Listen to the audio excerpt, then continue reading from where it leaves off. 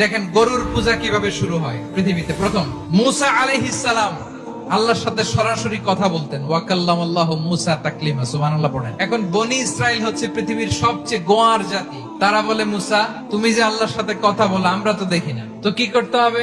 বনি ইসরাইল বলে, আমাদের মধ্য থেকে 70 জন নিয়ে যাইতে হবে তোর পাহাড়ে। ওরা আয়েশা যদি কয় হয় আমরা শুনছি, তাহলে বিশ্বাস করবো। কত বড় ডাকাত দেখছেন? এদের চেয়ে গোয়ার জাতি নাই। এত গোয়ার তুমি করেছো মুসা আলাইহিস সালামের সাথে। তুমি যে আল্লাহর সাথে কথা বলে আমরা তো দেখি, কি করব? 70 জন আমাদের বন্ধু বান্ধব যে যদি দেখে তারা বললে ওকে আসো, 70 জন আসো। 70 জন নিয়ে গেল। মুসা আলাইহিস সালাম হারুন আলাইহিস সালামকে খেলাফা দিয়ে গেলেন, আল্লাহ ওনাকে নবী বানালেন। মুসা আলাইহিস সালাম বললেন, হারুন খবরদার, বনি ইসরাইলের মধ্যে তাওহীদের বাণী প্রচার করবা, ঐক্য ধরে রাখবা, বিচ্ছিন্ন হতে দিবা না। চলে গেছে। এইদিকে বনি ইসরাইলের এক দুষ্ট লোক ছিল, নাম সামিরি। সে সবাইরে বললো তোমাদের স্বর্ণগুলো ফালাও। স্বর্ণগুলো ফেললো, বনি ইসরাইলের স্বর্ণগুলোকে গলিয়ে সে একটা গরুর বাচ্চা বানালো, গোবৎস। দেখেন গরুর পূজা কিভাবে শুরু হয় পৃথিবীতে প্রথম।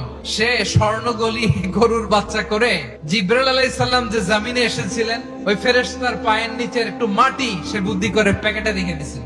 সে গরুর বাচ্চা বানায় স্বর্ণ দিয়ে গলিয়ে ওই মাটি এটার মধ্যে ঢুকাই দিছে বেলকি দেওয়ার জন্য। স্বর্ণ দিয়ে বানানো গোবৎস গরুর বাচ্চার গায়ে যখন সেই মাটি ছুঁড়ে দেয়া হলো, এখন বাছুরের ভেতর থেকে ভ্যাঁ ভ্যাঁ আওয়াজ আসতেছে। কে আসতেছে?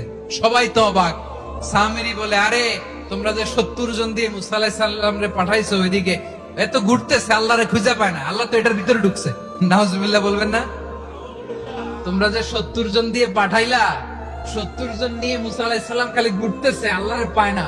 পাবে কেমনে? আল্লাহ তো নাউজুবিল্লাহ এটার ভিতরে। সেজদা দাও। এই সেজদা দিয়ে গেল।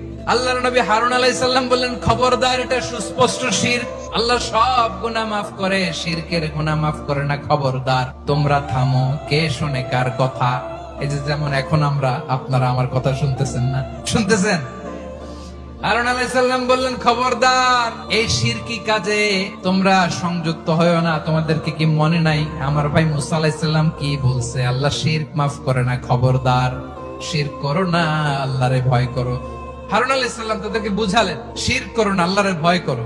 শুধু এতটুকুই তিনি বুঝালেন, দাওয়াতি কাজ পালন করলেন, কিন্তু প্রতিরোধ করেন নাই, সশস্ত্র সংগ্রামে লিপ্ত হন নাই, বাধা দেন নাই। কারণ গৃহযুদ্ধ বেঁধে যেতে পারে। উনি ভাবলেন, আমি যদি আমার বাহিনী নিয়ে দাওয়াত দেওয়ার সাথে সাথে প্রতিরোধ করি, আক্রমণ করি, ওরাও আমারে আক্রমণ করবে, ব্লাডশিট হবে, রক্ত